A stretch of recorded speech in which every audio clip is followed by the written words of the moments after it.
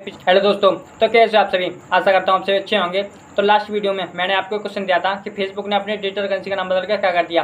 Facebook ने अपनी digital currency का नाम बदल के क्या कर दिया, तो इसका आंसर होगा फेसबुक ने अपनी डिजिटल करेंसी का नाम बदल कर डाम कर दिया। यानी कि इससे पहले इसकी डिजिटल करेंसी का नाम लेप्टा था, बट प्रेजेंट में इसकी डिजिटल करेंसी का नाम डाम हो गया है। अगर आपने पिछली वीडियो नहीं देखी होगी तो ऊपर आई बटन पर क्लिक करके आप वीडियो देख सकते हैं, नहीं तो मैंने डिस्क्रिप्शन में लिंक डाला हुआ है, वहाँ पर जाकर वीडियो वॉच कर सकते हैं। चलिए वीडियो को स्टार्ट करते हैं। वीडियो को स्टार्ट करने से पहले अगर आपने चैनल को सब्सक्राइब नहीं किया तो प्लीज चैनल को सब्सक्राइब कर लीजिए और नीचे दे बेल आइकन को भी जरूर दबा दीजिएगा। चलिए वीडियो को स्टार्ट करते हैं। पहला क्वेश्चन है 10 अगस्त 2021 को जारी वैश्विक युवा विकास सूचकांक 2020 में भारत कौन से स्थान पर रहा है। 10 अगस्त 2021 को जारी वैश्विक युवा विकास सूचकांक 2020 में भारत कौन से स्थान पर रहा है, तो इसका आंसर होगा भारत 122वें स्थान पर रहा है। नेक्स्ट क्वेश्चन बनता है कि भारत किन देशों में से 122 स्थान पर रहा है, तो इसका आंसर होगा 181 देशों में से भारत 122वें स्थान पर रहा है। तो नेक्स्ट क्वेश्चन है कि सबसे टॉप पर कौन सा देश रहा है, सबसे टॉप पर कौन सा देश रहा है, तो इसका आंसर होगा सबसे टॉप पर सिंगापुर रहा है। नेक्स्ट क्वेश्चन है सबसे अंतिम स्थान पर कौन सा देश रहा है, तो उसका आंसर होगा 4 देश सबसे अंतिम स्थान पर रहा है। नेक्स्ट क्वेश्चन है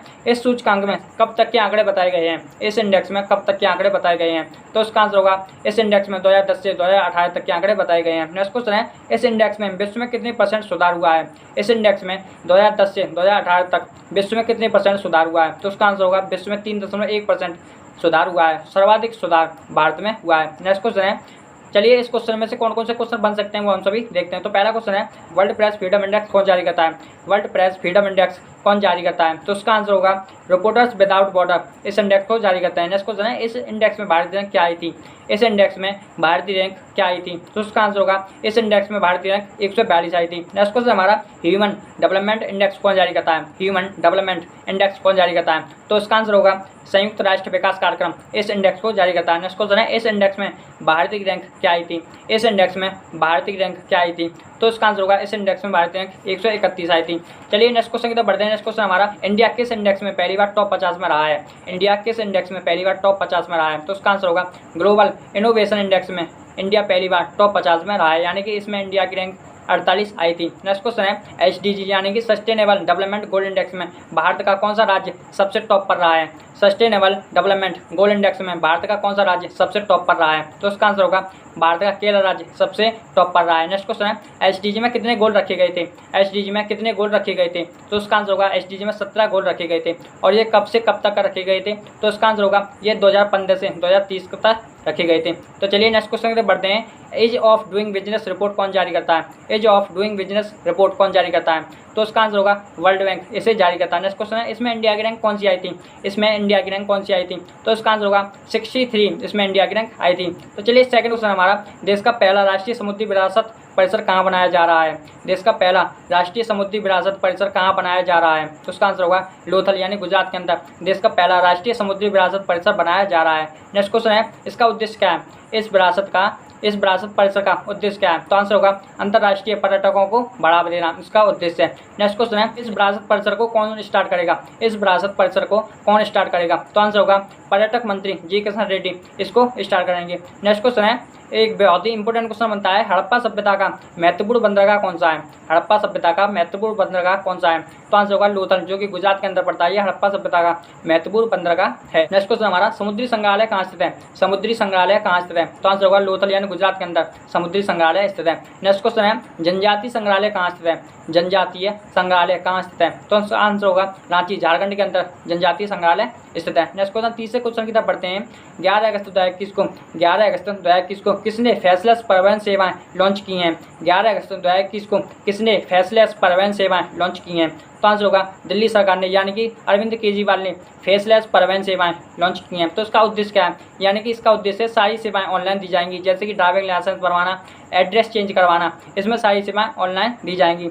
चलिए नेक्स्ट क्वेश्चन है जियोलॉजिकल सर्वे ऑफ इंडिया की पहली महिला महानिदेशक कौन है, तो इसका आंसर होगा धरती बनर्जी इसकी महानिदेशक हैं। नेक्स्ट क्वेश्चन है जूलॉजिकल सर्वे ऑफ इंडिया का हेडक्वार्टर कहाँ पर है, जूलॉजिकल सर्वे ऑफ इंडिया का हेडक्वार्टर कहाँ पर है, तो इसका आंसर होगा इसका हेडक्वार्टर कोलकाता के अंदर पड़ता है। नेक्स्ट क्वेश्चन है वर्तमान में राष्ट्रीय महिला आयोग की अध्यक्ष कौन है, वर्तमान में राष्ट्रीय महिला आयोग की अध्यक्ष कौन है, तो इसका आंसर होगा रेखा शर्मा वर्तमान में राष्ट्रीय महिला आयोग की अध्यक्ष हैं। नेक्स्ट क्वेश्चन फोर्थ क्वेश्चन की तरफ बढ़ते हैं। 9 अगस्त 2021 को भारत और किस देश के बीच अल मोहद अल हिंदी 2021 नामक पहला नौसैनिक अभ्यास शुरू हुआ है, 9 अगस्त 2021 को भारत और किस देश के बीच अल मोहद अल हिंदी 2021 नामक पहला नौसैनिक अभ्यास शुरू हुआ है? तो इसका आंसर होगा इंडिया और सऊदी अरब के बीच ये नौसैनिक अभ्यास शुरू हुआ है। नेक्स्ट क्वेश्चन है, इस एक्सरसाइज में भारत की तरफ से कौन भाग लेगा? इस एक्सरसाइज में भारत की तरफ से कौन भाग लेगा? तो आंसर होगा INS कोच्चि इस एक्सरसाइज में भारत की तरफ से भाग लेगा। मैं आपके नॉलेज के लिए बता दूं, ये पहला नौसैनिक एक्सरसाइज है जो सऊदी अरब और इंडिया के बीच होगा। तो चलिए कुछ इंपॉर्टेंट एक्सरसाइज के बारे में जान लेते हैं। तो पहला हमारा वज्र प्रहार एक्सरसाइज किन किन देशों के बीच होता है? वज्र प्रहार एक्सरसाइज किन किन देशों के बीच होता है? तो इसका आंसर होगा इंडिया और USA के बीच वज्र प्रहार एक्सरसाइज होता है। नेक्स्ट क्वेश्चन है, खंजर एक्सरसाइज किन किन देशों के बीच होता है? खंजर युद्ध अभ्यास किन किन देशों के बीच होता है? तो इंडिया और किर्गिस्तान के बीच खंजर एक्सरसाइज होता है। नेक्स्ट क्वेश्चन है, मित्र शक्ति एक्सरसाइज किन किन देशों के बीच होता है? मित्र शक्ति एक्सरसाइज किन किन देशों के बीच होता है? तो इसका आंसर होगा इंडिया और श्रीलंका के बीच मित्र शक्ति एक्सरसाइज होता है। नेक्स्ट क्वेश्चन हमारा, सूर्य किरण एक्सरसाइज किन किन देशों के बीच होता है? सूर्य किरण एक्सरसाइज किन किन देशों के बीच होता है? तो आंसर होगा इंडिया और नेपाल के बीच सूर्य किरण एक्सरसाइज होता है। नेक्स्ट है, गरुड़ शक्ति एक्सरसाइज किन किन देशों के बीच होता है? गरुड़ शक्ति एक्सरसाइज किन किन देशों के बीच होता है? तो आंसर होगा इंडिया और इंडोनेशिया के बीच गरुड़ शक्ति एक्सरसाइज होता है। नेक्स्ट क्वेश्चन है, गरुड़ एक्सरसाइज किन किन देशों के बीच होता है? गरुड़ एक्सरसाइज किन किन देशों के बीच होता है? तो आंसर होगा इंडिया और फ्रांस के बीच गरुड़ एक्सरसाइज होता है। नेक्स्ट क्वेश्चन है, वरुण एक्सरसाइज किन किन देशों के बीच होता है? वरुण एक्सरसाइज किन किन देशों के बीच होता है? तो ये भी इंडिया और फ्रांस के बीच होता है। तो चलिए नेक्स्ट क्वेश्चन क्वेश्चन की तरफ बढ़ते हैं हमारा, प्रतिवर्ष विश्व शेर दिवस कब मनाया जाता है? प्रतिवर्ष विश्व शेर दिवस कब मनाया जाता है? तो आंसर होगा 10 अगस्त को प्रतिवर्ष विश्व शेर दिवस मनाया जाता है। नेक्स्ट क्वेश्चन है, ये स्टार्ट कब हुआ था? प्रतिवर्ष विश्व शेर दिवस बनाना ये स्टार्ट कब हुआ था? तो आंसर होगा ये 2013 में इसका स्टार्ट हुआ था। नेक्स्ट क्वेश्चन है, ये इसका उद्देश्य क्या है? ये क्यों बनाया जाता है? इसका विश्व शेर दिवस क्यों बनाया जाता है? इसका उद्देश्य क्या है? तो आंसर होगा शेरों के संरक्षण के लिए ये स्टार्ट किया गया था। नेक्स्ट क्वेश्चन है कि शेर का वैज्ञानिक नाम क्या है? शेर का वैज्ञानिक नाम क्या है? तो उसका आंसर होगा पैंथरा लियो शेर का वैज्ञानिक नाम है। नेक्स्ट क्वेश्चन जो कि बहुत ही इंपॉर्टेंट क्वेश्चन बनता है इसमें से, नेक्स्ट क्वेश्चन हमारा कि भारत में एशियाई शेरों के लिए कौन सा राष्ट्रीय उद्यान फेमस है? भारत में एशियाई शेरों के लिए कौन सा राष्ट्रीय उद्यान फेमस है? तो आंसर होगा गिर राष्ट्रीय उद्यान जो कि गुजरात के अंदर पड़ता है। ये भारत में एशियाई शेरों के लिए बहुत ही फेमस राष्ट्रीय उद्यान है। तो चलिए नेक्स्ट क्वेश्चन है, आपको पता है कि 10 अगस्त को बायोफ्यूल डे बनाया जाता है। बायोफ्यूल डे बनाया जाता है, तो इसी में से एक क्वेश्चन बनता है कि बायोफ्यूल पॉलिसी को लागू करने वाला पहला राज्य कौन सा है? बायोफ्यूल पॉलिसी को लागू करने वाला पहला राज्य कौन सा है? तो उसका आंसर होगा राजस्थान। बायोफ्यूल पॉलिसी को लागू करने राज्य। नेक्स्ट क्वेश्चन है, ये पॉलिसी कब की है? बायोफ्यूल पॉलिसी किस वर्ष की है? तो उसका आंसर होगा 2018 की ये पॉलिसी है। नेक्स्ट क्वेश्चन है कि आपको पता है कि 10 अगस्त को बायोफ्यूल डे बनाया था, जबकि 12 अगस्त को हाथी दिवस बनाया जाता है। तो मैं आपसे पूछता हूँ कि अंतर्राष्ट्रीय बाघ दिवस कब बनाया जाता है? अंतर्राष्ट्रीय बाघ दिवस कब बनाया जाता है? अंतर्राष्ट्रीय बाघ दिवस कब बनाया जाता है? तो उसका आंसर होगा 29 जुलाई को अंतर्राष्ट्रीय बाघ दिवस मनाया जाता है। तो चलिए नेक्स्ट क्वेश्चन की तरफ बढ़ते हैं। नेक्स्ट क्वेश्चन हमारा, अफ्रीकन चीतों को किस राष्ट्रीय उद्यान में विस्थापित किया जा रहा है? अफ्रीकन चीतों को किस राष्ट्रीय उद्यान में विस्थापित किया जा रहा है? तो उसका आंसर होगा कूनो नेशनल पार्क में अफ्रीकन चीतों को विस्थापित किया जा रहा है। नेक्स्ट क्वेश्चन बनता है कि कूनो नेशनल पार्क कहाँ पर पड़ता है? कूनो नेशनल पार्क कहाँ पर पड़ता है? तो उसका आंसर होगा MP के अंदर कूनो राष्ट्रीय उद्यान पड़ता है। नेक्स्ट क्वेश्चन हमारा, बाघों की संख्या को दोगुना करने के लिए कौन सा घोषणा पत्र चलाया गया? बाघों की संख्या को दोगुना करने के लिए कौन सा घोषणा पत्र चलाया गया? तो इसका आंसर होगा सेंट पीटर्सबर्ग घोषणा पत्र चलाया गया बाघों की संख्या को दोगुना करने के लिए। नेक्स्ट क्वेश्चन है, ये घोषणा पत्र किसका है? ये घोषणा पत्र किसका है? तो आंसर होगा ये रसिया का घोषणा पत्र है। नेक्स्ट क्वेश्चन है, ये घोषणा पत्र कब चलाया गया? सेंट पीटर्सबर्ग घोषणा पत्र कब चलाया गया? तो आंसर होगा ये 2010 में घोषणा पत्र चलाया गया था। नेक्स्ट क्वेश्चन है, और ये कब तक चलाया जाएगा? तो ये 2022 तक ये घोषणा पत्र चलाया जाएगा। इस घोषणा पत्र में मैं बता दूं क्या कहा गया था, इसमें बाघों की संख्या को दोगुना करने के लिए कहा गया था। नेक्स्ट क्वेश्चन बनता है कि समय से पहले किस टाइगर रिजर्व ने बाघों की संख्या को दोगुना कर दिया? समय से पहले किस टाइगर रिजर्व ने बाघों की संख्या को दोगुना कर दिया? तो उसका आंसर होगा पीलीभीत टाइगर रिजर्व ने, जो कि यूपी के अंदर पड़ती है।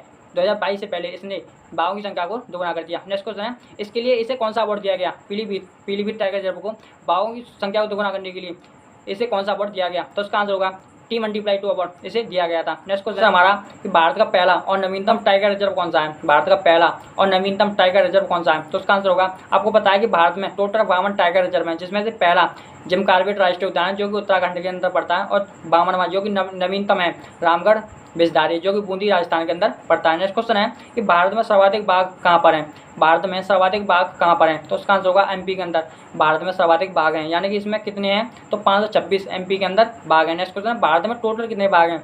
भारत में टोटल कितने बाघ हैं? तो उसका आंसर होगा 2967 भारत में टोटल बाघ हैं। तो चलिए नेक्स्ट क्वेश्चन पढ़ते हैं।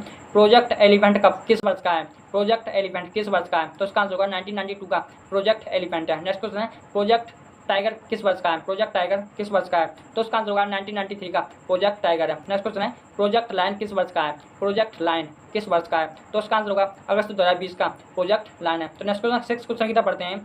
5 क्वेश्चन में हम जितने इंपोर्टेंट क्वेश्चन कवर किए वो हमने सारे कवर कर लिए। तो 6 क्वेश्चन की तरफ पढ़ते हैं। 6 क्वेश्चन हमारा सितंबर अक्टूबर 2021 में डूरंड कप का 130वां संस्करण का आयोजन कहाँ पर किया जाएगा? सितंबर अक्टूबर 2021 में डूरंड कप का 130वां संस्करण का आयोजन कहाँ पर किया जाएगा? तो उसका आंसर होगा इसका संस्करण का आयोजन कोलकाता के अंदर किया जाएगा। नेक्स्ट क्वेश्चन है डूरंड कप का संबंध किस खेल से है?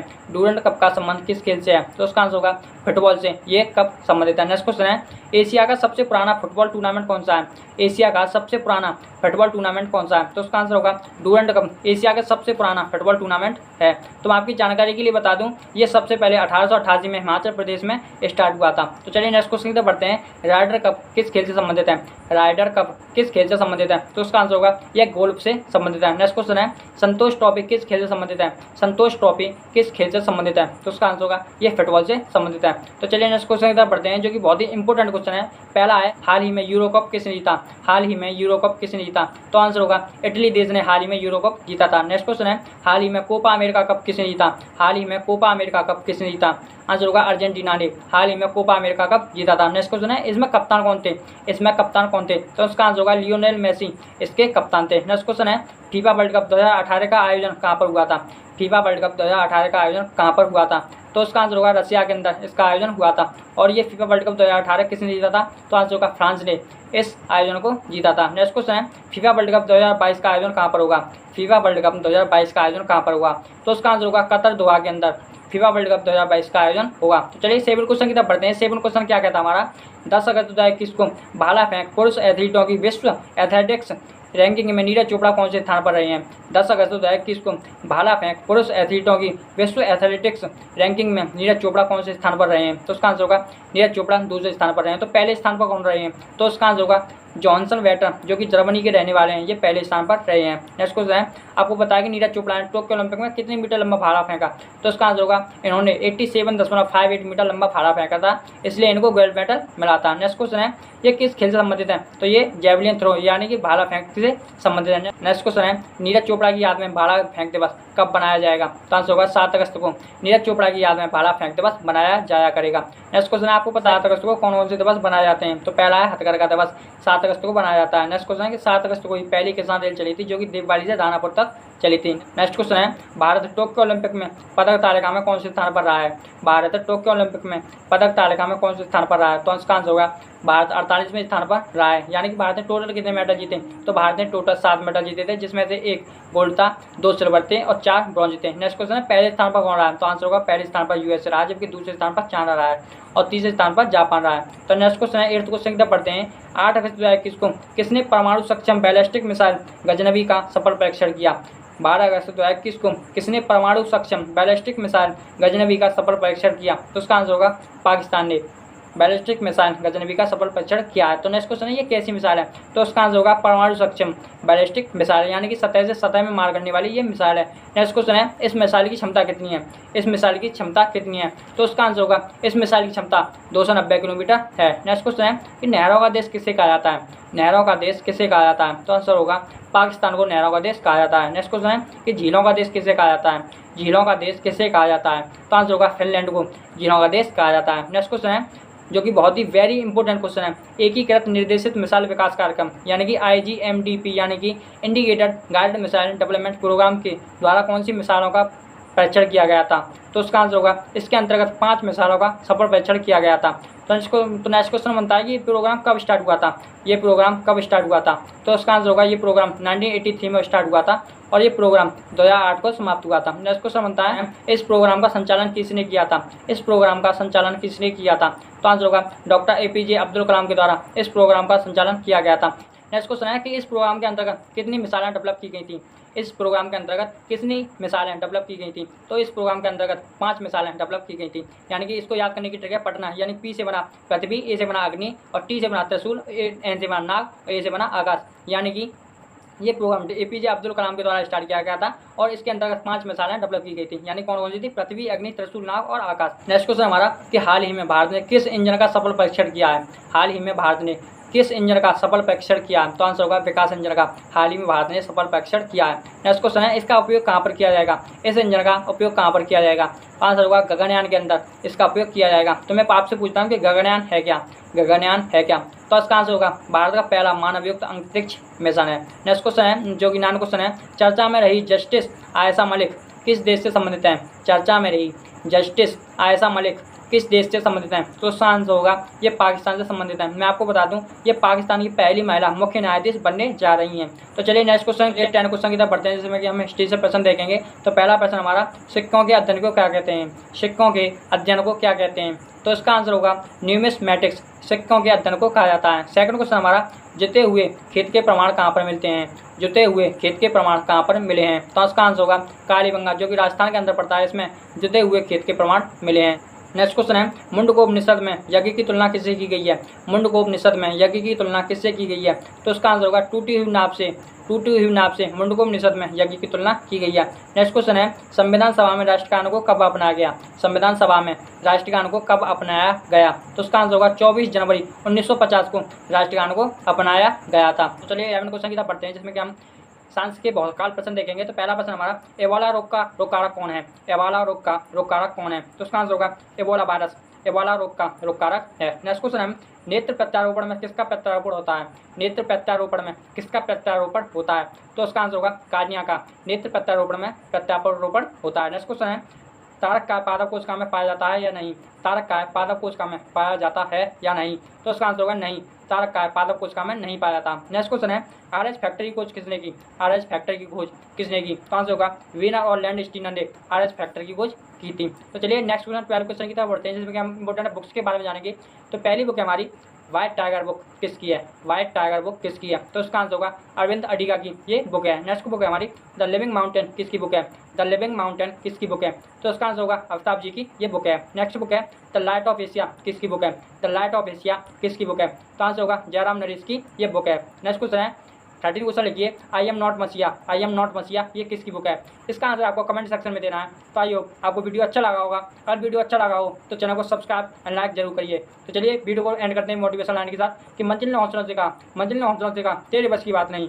हौसलों ने मंजिल ने आँखों में आँखें डाल के बोला चल जुट्टी तेरी इतनी औकात नहीं। तो चलिए मिलते हैं नेक्स्ट वीडियो में, जब तक के लिए जय हिंद।